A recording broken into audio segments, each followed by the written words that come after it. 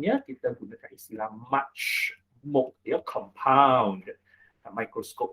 Okey, jadi objektif kita ialah menerangkan bagaimana mikroskop majmuk berfungsi.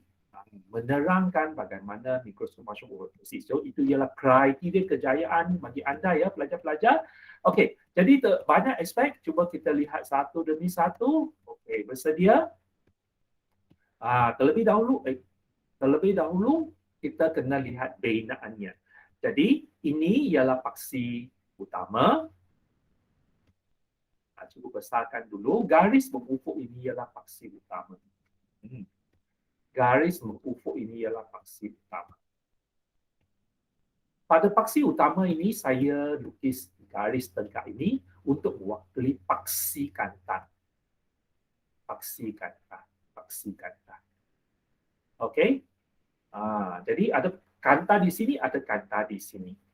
Pada pandangan pelajar, apakah jenis kanta yang sesuai digunakan dalam satu mikroskop?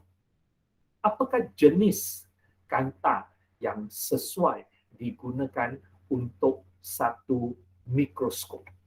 Kanta cekung atau kanta cembung? Okey, Ayah Hadira kata kanta cembung. Okey, terima kasih. Ya, jadi jawapannya ialah memang betul, kanta cembung sesuai digunakan dalam satu mikroskop. Jadi kalau kita lihat di sini, mikroskop apakah fungsinya? Mikroskop apakah fungsinya? Fungsi mikroskop adalah untuk membesarkan, menghasilkan imej yang besar bagi satu objek yang sangat kecil. Ya, kalau kita ada satu spesimen bakteria, organisma, virus, jadi kita hendak lihatnya dengan lebih jelas. Jadi benda-benda yang kecil itu kita lihat di bawah mikroskop supaya satu imej yang lebih besar dihasilkan. Dan kalau hendak menghasilkan imej yang lebih besar, mestilah pakai kanta cembung. Sebab kanta cekung, tak, imej yang dihasilkan adalah lebih kecil. Hanya kanta cembung boleh menghasilkan imej yang lebih besar. Ya, okey. Kemudian kita juga perlu sedar bahawa, okey, kita mula, ya, bersedia? Okey, bersedia. Mana itu anak panah? Anak panah di sini. Kalau kamu masih ingat tentang apa itu?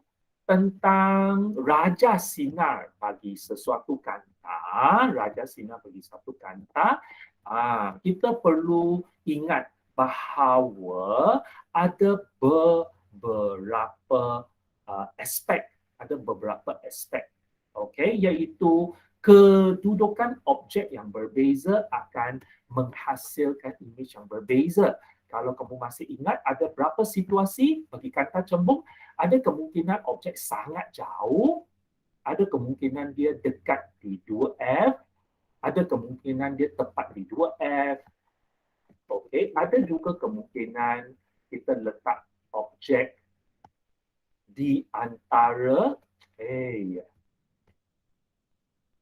sekejap, ya, di antara 1F dengan 2F.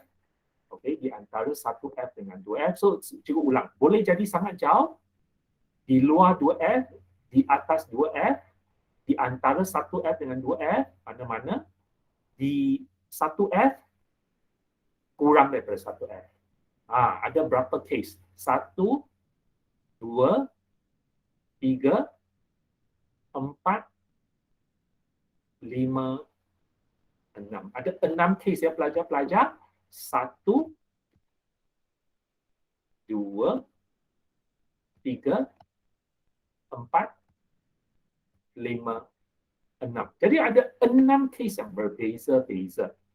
Okey, ada 6 case. Tetapi kita pilih satu case yang istimewa.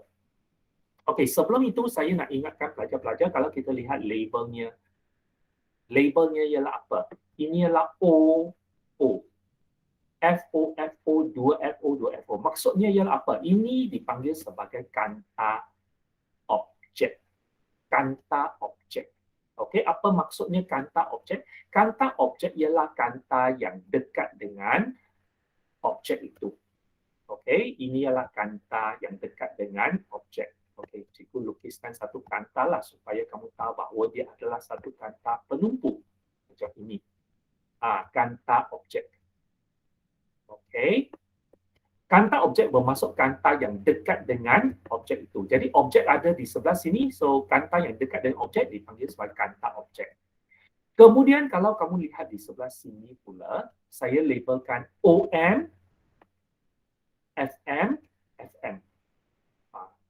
Dua FM saya tak label sebab tak perlu. Jadi di sini O ialah pusat kanta. O ialah pusat kanta. Jadi saya boleh letak satu kanta di sini. O ialah pusatnya. Dia pusat bagi kanta tersebut. Dan kali ini saya gunakan simbol M sebab mata ada di sini. Dia berdekatan dengan mata. Dia berdekatan dengan mata. Jadi dipanggil kanta mata. Jadi ada dua kanta, satu yang lebih dekat kepada objek yang kita nak lihat, ini ialah kanta objek. Satu dekat dengan mata, di mana pemerhati letak mata di sini, ini ialah kanta mata. Itulah sebabnya kita label OM, FM, FM. Di sini OO, FO, FO. Okey, so sekali lagi ini kanta objek, ini kanta mata. Sebab mata di sini, objek di sini. Okey, jadi kita mula. Untuk memulakan penerangan, kamu telah lihat bahawa saya letak objek di sini. Mengapa saya letak objek di sini? Sebab kalau kamu masih ingat di antara 6 kes itu, 1, 2, 3, 4, 5, 6. Di antara 6 kes itu, ini adalah satu kes yang mana objek itu adalah besar. Image yang dihasilkan adalah besar dan bersebelah sini. Dan jatuh di sebelah sini. Image akan jatuh di sebelah sini serta dibesarkan.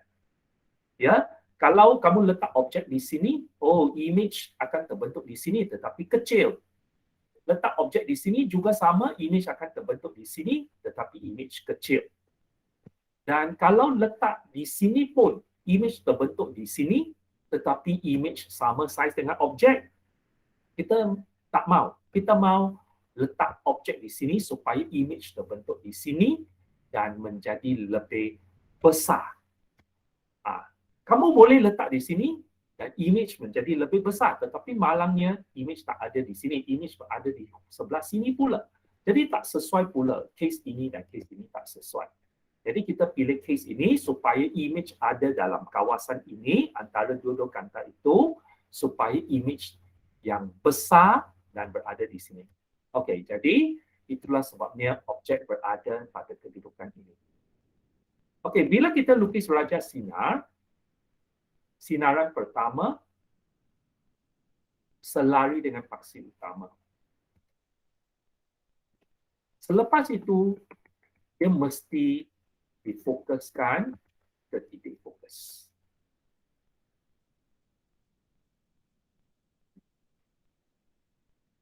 Dia mesti melalui titik fokus.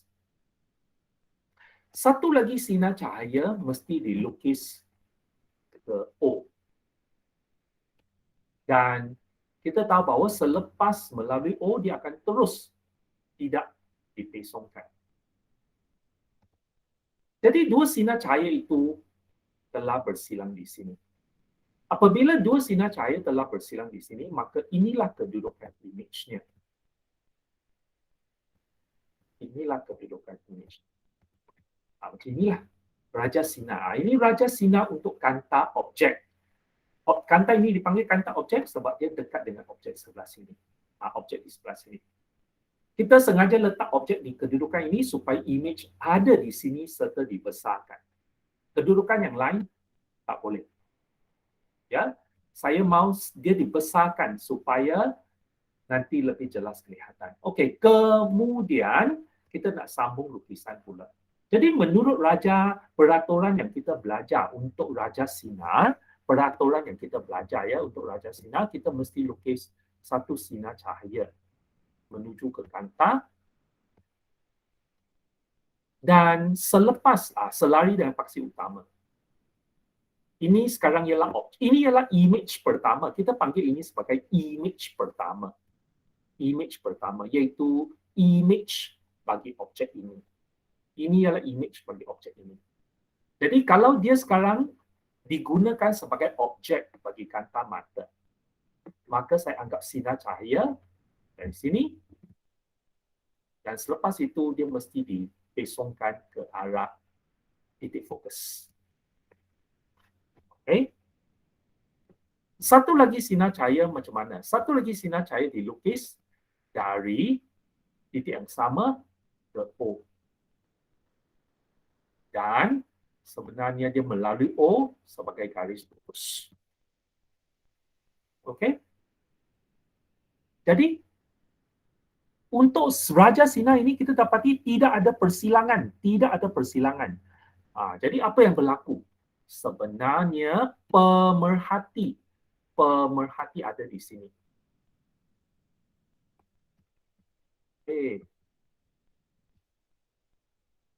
Pemerhati ada di sini. Jadi sinar cahaya itu semua masuk ke dalam mata pemerhati. Dan seperti biasa, sinar cahaya yang masuk ke dalam mata pemerhati memberi kita gambaran bahawa sinar cahaya sebenarnya datang dari mana? Datang dari sini. Seolah-olah datang dari sini. Okey, jadi seolah-olah. Jadi seolah-olah maka tak boleh ada anak panah, tiada anak panah, serta garis putus-putus. Okey, seolah-olah datang dari sini. Macam ini. Betul kan? Saya cukup panjangkan supaya dia tak lari ya. Macam ini. Okey. Begitu juga dengan sinar cahaya ini. Jadi pemerhati menerima sinar cahaya itu seolah-olah sinar cahaya ini.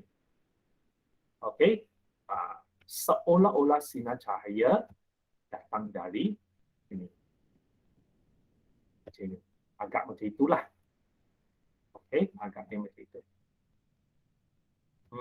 Macam ini. Ya.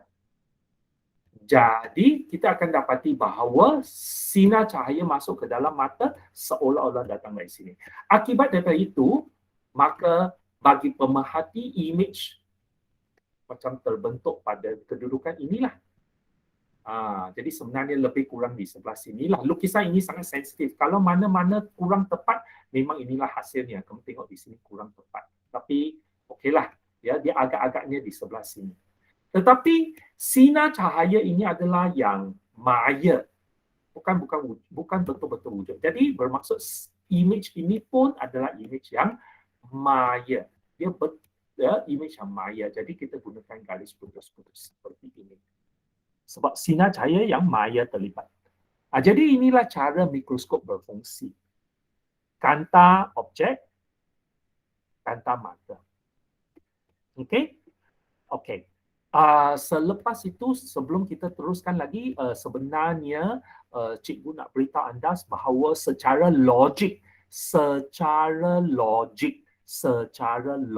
ya, oleh sebab kita mula dengan sinar cahaya ini, dua ini, maka dua sinar cahaya ini sepatutnya tidak muncul tiba-tiba. Jadi biasanya kita tak lukis ini. Ya, walaupun secara teori betul lah, tetapi untuk situasi ini saya mula dengan dua sinar cahaya ini sahaja. Jadi sinar cahaya ini saya wujudkan sendiri, jadi saya gunakan garis putus-putus juga. Okey, saya gunakan garis putus-putus juga.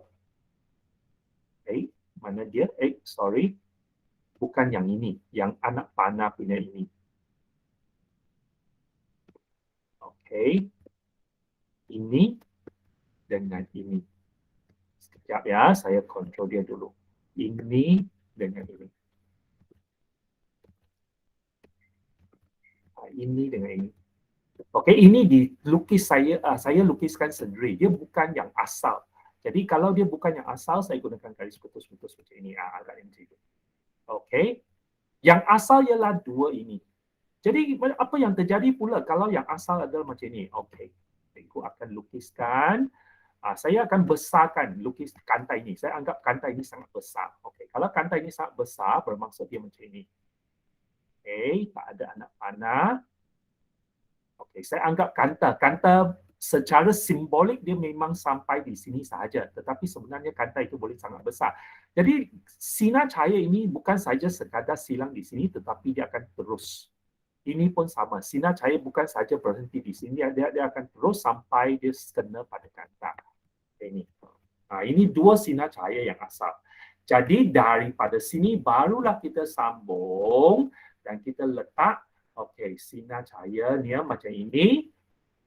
Dia akan masuk ke dalam mata. Dia akan masuk ke dalam mata. Tetapi apakah arah dia masuk ke dalam mata? Jadi ini adalah tambahan sahajalah untuk melengkapkan lukisan sebab kita katakan sinar cahaya tak mungkin tiba-tiba sudah hilang. Ini yang lain ini semuanya adalah yang garis putus-putus sepatutnya. Yang lain ini sepatutnya garis putus-putus sebab semua ini sebenarnya pada asalnya tak wujud. Saya hanya pertimbangkan dua sinar cahaya ini saja. Ini hanya digunakan untuk menolong saya mencari sinar cahaya image-nya. Jadi saya perlu anggap dia belum wujud di situ lagi. Yang asal ialah dua ini. Jadi saya mesti pastikan saya tahu dia pergi ke mana. Jadi masalah sekarang ialah apakah arahnya untuk dua sinar cahaya macam ini ke ini ke ini. Macam mana? Jadi apa yang saya buat ialah kalau saya sudah tahu image ada di sini, maka saya gunakan ini sebagai rujukan. Image di sini mesti sampai ke sini sebab sinar cahaya sampai ke sini. Jadi dia mesti diluruskan. Maka saya tahulah arahnya sepatutnya ikut sini. Begitu juga saya lukis satu lagi sinar cahaya. Saya lukis satu lagi sinar cahaya yang sampai ke sini. Sebab sinar cahaya ini selepas melalui kanta dia akan jatuh ke sini pada kanta. Jadi dia akan terus dibengkok oleh kanta ke dalam mata pemerhati. Jadi ini sepatutnya ikut garis ini pula. Macam inilah caranya kita lukis. Jadi sebenarnya ini sinar cahaya yang asal dibengkokkan oleh kanta sampai ke sini. Ini tempat di mana dia terbentuk image pertama, tetapi dia tak berhenti di sini, dia teruskan sampai ke kanta mata. Dan di kanta mata dia akan dibengkokkan oleh kanta mata. Tetapi apakah arahnya? Kita gunakan yang dua lukisan tadi ini, dua garis ini untuk menolong kita mencari arahnya. Jadi inilah lukisan yang lengkap bagi untuk menerangkan bagaimana mikroskop berfungsi untuk membentuk image. Bermula dari sini, bengkok sampai sini, kemudian yang ini lurus, bersilang, ini image pertama. Image pertama ini digunakan sebagai rujukan. Jadi kita lukis raja sinar sekali lagi, dan kita tahu bahawa image terbentuk di sini. Selepas dah habis kita tahu image di sini, maka kita panjangkan dua garis ini dan sambung ke sini. Macam itu. Itu ialah lukisan untuk satu mikroskop majmuk. Cuba kita sekarang pertimbangkan ciri-cirinya dulu pula. Ciri-cirinya pula untuk satu mikroskop majmuk. Untuk mikroskop majmuk, apakah ciri-cirinya pula? Baik. Kedudukan objek. Kita kena pertimbangkan satu demi satu sebab ada dua kanta. Ada kanta objek di sini, ada kanta mata di sini. Jadi kita kena sebutkan ciri untuk kanta objek dulu. Kedudukan objek, kedudukan image dan ciri image. Masihkah kamu ingat semua ciri-ciri berkaitan dengan kanta? Kalau tak ingat, tak apa. Cikgu senaraikan semua untuk anda. Kamu ulang balik. Ulang kaji. Ada berapa case yang cikgu telah sebutkan tadi? Ada case yang pertama, objek di infinity. Infinity sangat jauh. Infinity. ada objek, jarak objek lebih daripada 2F, ada jarak objek sama dengan 2F, ada jarak objek di antara 1F dengan 2F. Ada jarak objek yang sama dengan F dan juga ada jarak objek yang kurang daripada F. Jadi ada jumlahnya 6 case. Okay, 1, 2, 3, 4, 5, 6. Kemudian bagi image pula, sama juga ada kemungkinan image sangat jauh, di luar 2F, di 2F, di antara 1F dengan 2F, pada F, atau kurang daripada F. Okey? Jadi itu ialah ciri bagi kedudukan objek dan kedudukan dan juga image. Jadi bolehkah pelajar-pelajar pilih yang manakah sepatutnya jawapan kita merujuk kepada gambar ini? Okey, bagi U dan bagi V. Okey, U ialah kes yang mana? 1, 2, 3, 4, 5, 6. Bagi V 1, 2, 3, 4, 5, 6. Okey, pelajar-pelajar sila tekan jawapan anda. Sila tekan jawapan anda. Ini sebenarnya tak ada. Sini 5 case. 1, 2, 3, 4, 5. Satu lagi case itu tak itu penting lah. Jadi cikgu keluarkan. 42. Lekon kata 42. Adlina 42. Rating 42, Wingsan 42, Mingjun 42, Nikki, Wen Shen, Qing En, Perunisa, Yan Ling, Ya Hadira, Yuting, Kai Yang, Hidayah, Yong Hao. Bagus, 42. Memang betul jawapan anda. Ya, kita mesti letak objek dalam kawasan ini supaya image terkeluar. Ya, terkeluar. Sebab kedudukan objek mestilah antara 1F dengan 2F. Dan ini pula image pula lebih daripada 2F.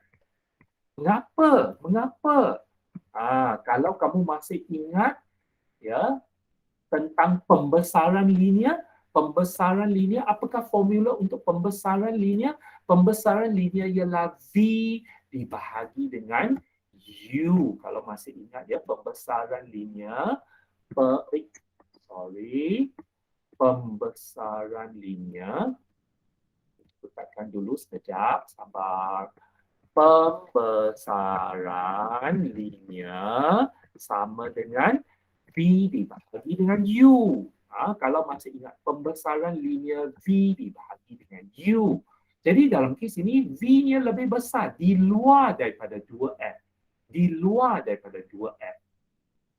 Okey, 2F di sini dia image terbentuk di luar. Jadi bermaksud V-nya adalah lebih besar. U-nya antara 1F dengan 2F. U-nya lebih kecil.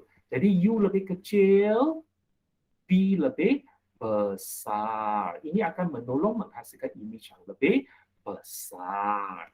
Okey, ya. Jadi ini kalau nak jadi lebih tepat, kita kena labelkan ini FO sebab kita rujuk kepada kanta objek sahaja. Okey, bukan kanta mata, kanta objek. Okey, jadi dalam kes ini, pelajar-pelajar, apakah ciri image pertama ini? Ciri image pertama ini. Jadi ciri image pertama masih ingat tak? Kita ada pilihan. Kita ada pilihan apa? Kita ada pilihan. Okey, cikgu tekan pilihan-pilihannya ya. Kita ada maya nyata. Okey. Maya atau nyata. Ada pilihan apa lagi dari segi saiznya, dibesarkan, dikecilkan atau sama saiz. Kemudian dari segi orientasinya, songsang atau tegak. Okey, pelajar-pelajar, cuba tekan jawapan anda.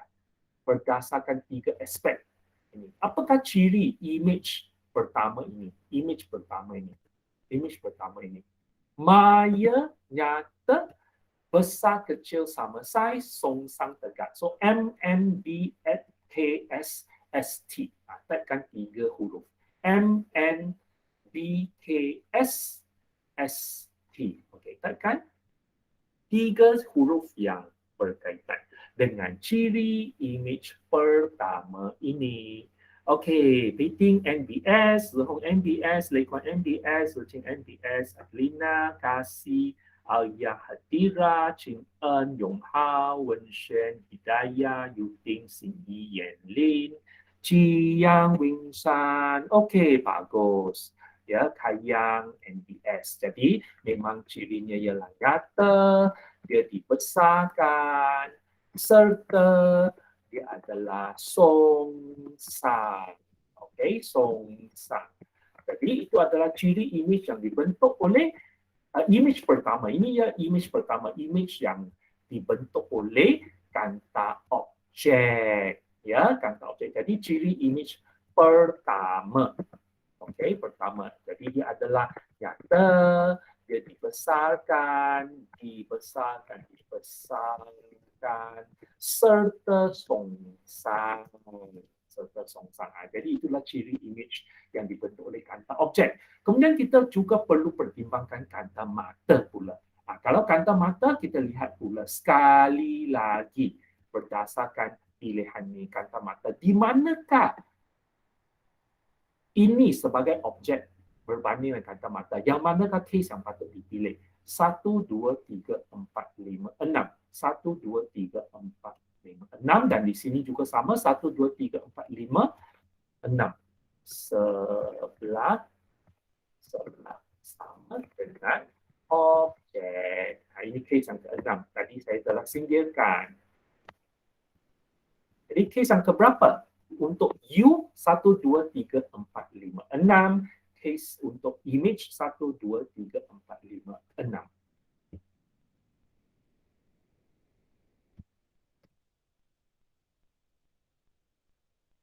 Okay, sila letakkan jawapan anda. Ada jawapan Beating 66. Adina, Lekuan, Xin Yi, Wing San, Ching En, Hidayah, Alia, Yan Lin, Wei Wen Xuan, Ming Qi, Jung Yi. Okey, 66, Zihong, bagus. Qi Yuan, 66. Betul semua. 29 orang. Saya siapa Qi Yuan betul. Sekejap ya, saya nak cek sekejap. Kai Sin, okey, 29. Daniel ada ke? Daniel tak jawab, tak ada. Ibnu Sina, Ming Jun ada jawab juga, terima kasih. Oh, Ibnu Sina, Akil dengan Daniel tak ada. Okey, jadi 66. Jadi betul ya, objek mestilah sangat dekat kepada kanta ya supaya kurang daripada FM ini ya, dan image-nya terbentuk di sebelah yang sama dengan objek ini sebagai objek. Ini adalah image pertama, tetapi dia adalah objek untuk kanta ini. Jadi dia terbentuk di sebelah yang sama. Jadi betul jawapan kita, kedudukan objek U kurang daripada F, tetapi mestilah spesifik FM. Manakala kedudukan image di sebelah sama dengan objek. Tetapi yang paling penting sebenarnya ialah ini dalam case ya. Dalam case ini pula saya cikgu rasa lebih baik kita tulis macam ini. Ya. 25 cm dari mata pemerhati. Bermaksud mikroskop ini dicipta khasnya supaya image ini akan terbentuk pada jarak 25 cm dari pemerhati. Jadi kalau pemerhati berada di sini, image ini akan berada 25 cm dari mata pemerhati. Sebab 25 cm ialah bagi manusia ya, manusia secara umum 25 cm ialah kedudukan yang paling selesa ya, paling bagus untuk melihat sesuatu objek. Kalau terlalu dekat, maka mata kita sangat stres. Kanta mata kita tak boleh fokus. Kanta mata manusia susah nak fokus sebab ada kekangan, ada hadnya. Okey, jadi 25 cm adalah jarak yang paling bagus supaya mata kita dapat lihat dengan jelas. Kalau terlalu dekat, kita akan dapati mata kita tak dapat lihat dengan jelas, kabur. Sebab mata kita ada kanta. Kanta kita tak boleh kawal supaya kita lihat benda yang dekat itu dengan jelas. Okey, 25 cm adalah yang paling optimum, paling bagus. Kalau lebih jauh, kita masih boleh lihat, tetapi malangnya mata kita nampak benda itu lebih kecil sebab dia sudah lebih jauh. Jadi ini adalah kedudukan supaya sesuatu itu dilihat dengan jelas dan paling besar. Okey, jadi kita katakan image terbentuk 25 cm dari mata pemerhati. Okey, supaya penglihatan adalah paling jelas. Image yang dilihat paling besar. Okey, jadi 25 cm dari mata. Jadi apakah ciri? Apakah ciri akhir ini? Pelajar-pelajar, apakah ciri akhir image ini pada pandangan pelajar? Nyata ke maya? Sekali lagi cikgu berikan pilihan. Ini ialah maya atau nyata? Maya atau nyata? Adakah dia dibesarkan, dikecilkan ataupun dia sama saiz? Adakah dia songsang ataupun tegak? Ataupun tegak. Cuba pelajar-pelajar beritahu saya jawapan untuk image akhir ini. Apakah pandangan anda tentang image akhir ini? Maya, MBS, MBT. Oh, ada jawapan berbeza. MBS untuk kasih, tapi lekon kata MBT. Ciyang MBS, Adlina MBS, Stating MBS, Sinyi, Ying San, Alia Hadira, Zihong pun MBT. Kai Xin, Yu Ting, Yong Hao. Jadi sebenarnya MBT ke MBS? Jung Yi, Ming Jun ada jawapan juga. Jadi Maya pasti betul. Maya pasti betul. Dibesarkan pasti betul juga. Tetapi kalau kamu kata songsang atau tegak itu bergantung kepada yang mana kamu banding. Kalau banding dengan ini, kalau banding dengan image pertama ini memang dia tegak. Tetapi kalau kamu banding dengan objek yang asal, dia adalah songsang. Jadi sebenarnya banding dengan yang mana satu lebih sesuai? Banding dengan image pertama lebih sesuai ke banding dengan objek asal lebih sesuai? Memanglah banding dengan objek yang asal. Banding objek yang asal. Jadi sebab ini adalah objek yang kita letak di situ dan inilah image akhir. Image akhir, kita panggil ini image akhir. Jadi image yang kita lihat itu sebenarnya adalah songsang berbanding dengan objek yang asal.